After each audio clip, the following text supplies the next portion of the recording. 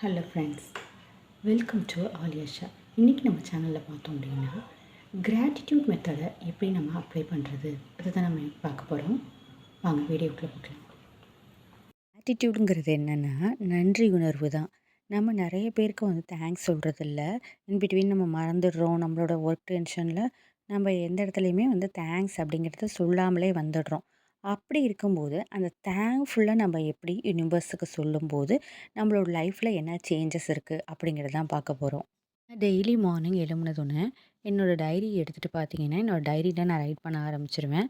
Dear universe, thank you for everything. வேறு எதுக்கெல்லாம் நான் தேங்க்ஃபுல்லாக இருக்கணும்னு நினைக்கிறேனோ எல்லாத்துக்கும் தேங்க்ஸ் சொல்லி ரைட் பண்ணுவேங்க. ரைட் பண்ணி முடிச்சுட்டு பார்த்தீங்கன்னா, என்னோடய ஷெட்யூலை நான் முடிச்சுட்டு கிளம்பிருவேன். ஸோ இதனால என்னோடய லைஃப்பில் பாசிட்டிவ் வைப்ரேஷன் வர ஆரம்பிச்சிச்சு. நான் எப்படி எழுதுவேங்கிறத நான் காமிச்சிருக்கேன். டெய்லி நான் இப்படி தான் ரைட் பண்ணுவேன். நாளுமே நான் பார்த்தீங்க அப்படின்னா மார்னிங் எழும்புன உடனே ரைட் பண்ண வச்சுருவேங்க.